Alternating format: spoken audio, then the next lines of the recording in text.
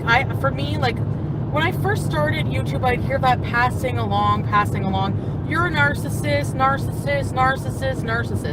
It goes around and people get accused of it, just like they get accused of being pedos and everything else. So, anyway, I just am really learning, like, what it is. Just, like, it's so eye-opening. Like, that I honestly want to, like, you can do consultations with this guy. I almost want to, like, invite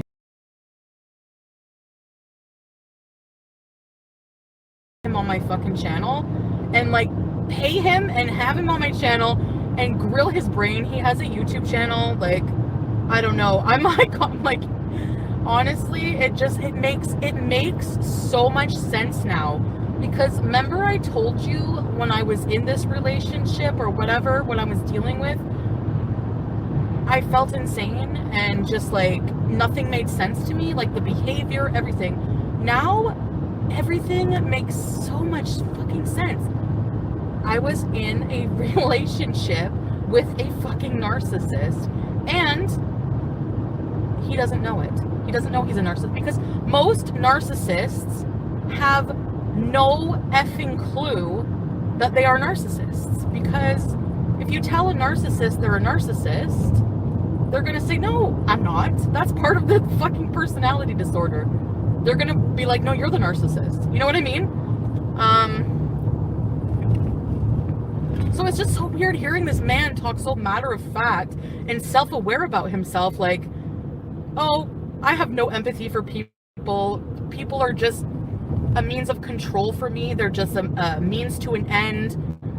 And I am so thankful that I can feel empathy for people. I want this man to help me understand my role in this relationship, because it's something that made me and still makes me insane. So for me to understand properly, I think that would be so amazing. But this is already helping a lot. You know, even if I never get to deal with this person and one-on-one get more information, I think the fact that this person was self-aware enough to make all this content, helping people realize if they're in a relationship with a narcissist, and how like, this guy is a narcissist, and he's like, my advice for dealing with narcissists is to ghost us. Like, you cannot deal with us. You should, like, leave us alone. We're no good. You should not be in a relationship with us at all. And it's just like, wow.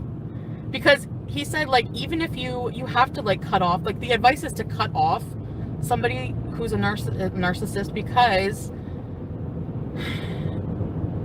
they tend, like, any kind of involvement you keep in their life is fueling them. It's fueling them. Like, that they get off on that. They get off in your eye movements. They get off on your body language. They get off on your every little thing you do feeds their ego, feeds them. They need that control. They need it. He said that there's different types of people and how they interact with narcissists, and you're gonna laugh, and I would never think I'm this kind of person. Now, I don't want you to confuse narcissistic tendencies with narcissism, because everybody has narcissistic tendencies. Everybody can be vain or whatever. Everyone has narcissistic tendencies, but then there's actual personality disorder, and it's usually if you were brought up in some kind of uncontrolled environment, you were raised by a narcissist, or there's, like, different factors. There's, like, genetic predisposition. Anyway, so when I learn new information, I get excited like this. So I think I'm an empath. Like, I think to some degree I am an empath, because empaths tend to become addicted to narcissists, and I'm addicted to Natter because of the fact, and I want to say this, I'm not dissing Natter by talking about this. I expect him to feel threatened and attacked by my talking about this. That's not my intention, because I don't think he's going to be self-aware of the fact of, you know what I mean? But I'm just using that as an example. Like, it makes sense to me, like, being an empath. Like, I actually really, really, really do feel for people. That's why I think I freaked out about the Uvalde victims, I think that's why I'm still with Natter, because I have compassion for him. The empath is addicted to that feeling of compassion for somebody that isn't able to feel compassion. Like, it's a fucking toxic mix. I feel so much for him that he's, you know, I feel so bad. And I just want to keep doing for him and loving him and giving him love.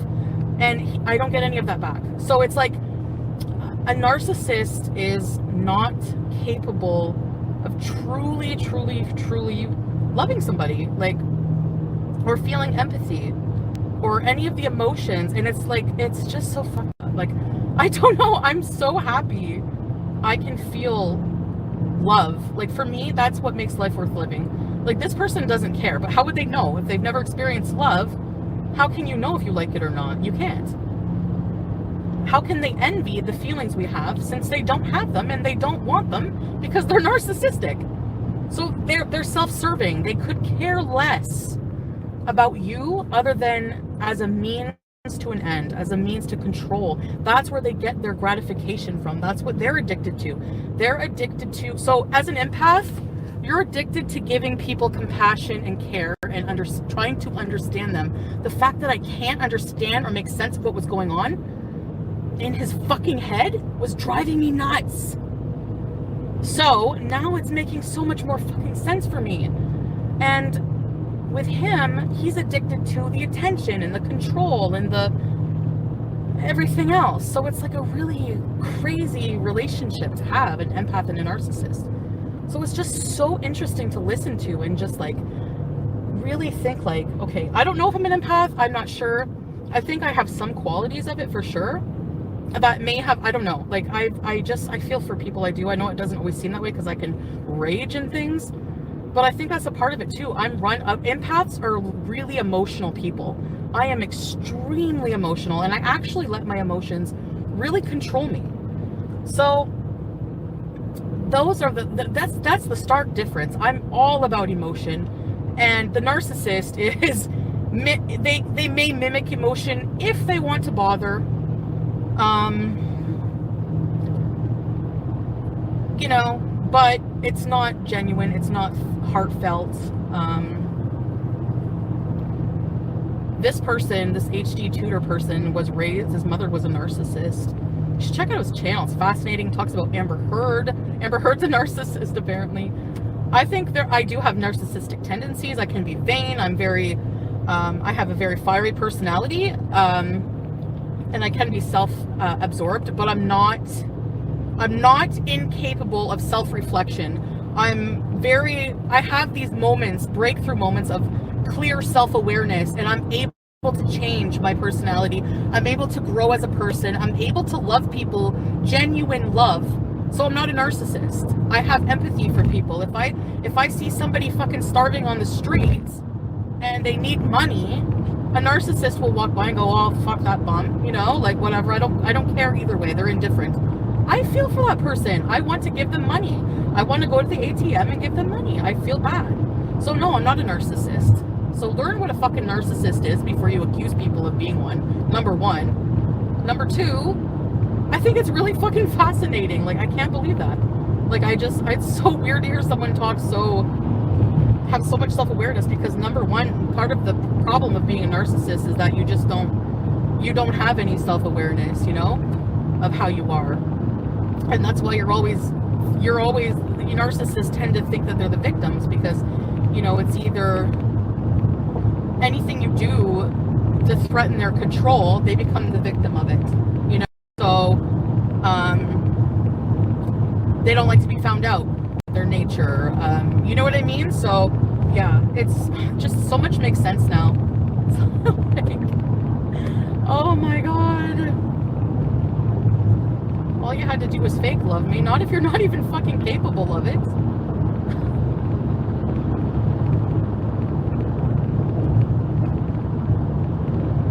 And I guess it helps me absolve some of the responsibility in this, because part of the whole thing was, a narcissist will try to make you feel guilty about things. Will feel that guilt is part of the relationship, and just understanding more of it makes me feel like I'm absolving some of that responsibility and everything. Do you know what I mean? So it's so different. It's so weird. It's just so weird. So,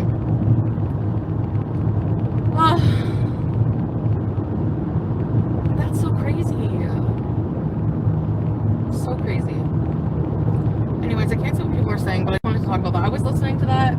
I was listening to the, I posted it on my community post, the interview on, like, Diane's channel. She had it on there. And, oh, it's getting dark. It's getting cold, I mean. And dark. But I'm driving west, so the sun's in my face, so I gotta keep my sunglasses on. Anyways, excuse me, I'm so full.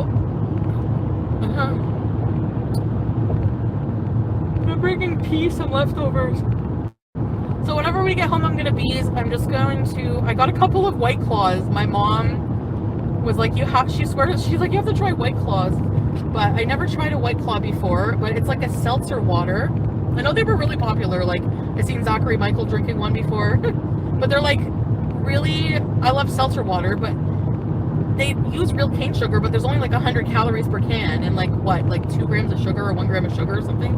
So, and they have like different flavors, and I tried one, I had like a watermelon, so I got a watermelon and tangerine in my bag, so I'm gonna, like, when I get in my room, we can bees. And I'm gonna stop at the dispensary maybe and get something small. I want a blunt. And yeah, so I was thinking of like reaching out to this person and just like trying like to have a Q&A on my own channel with this person, because I think that it would really help me move past and just like make sense of everything. And I hope, you know, it helps people understand more about this condition that's like, if you're in a relationship with someone, it's so hard to see like that. When you're in a relationship with a narcissist, you don't really see it when you're in it. And that's like part of everything, part of like, I don't know. It's just so crazy. I don't know. I don't know. Just a lot makes sense for me now, I guess I should say.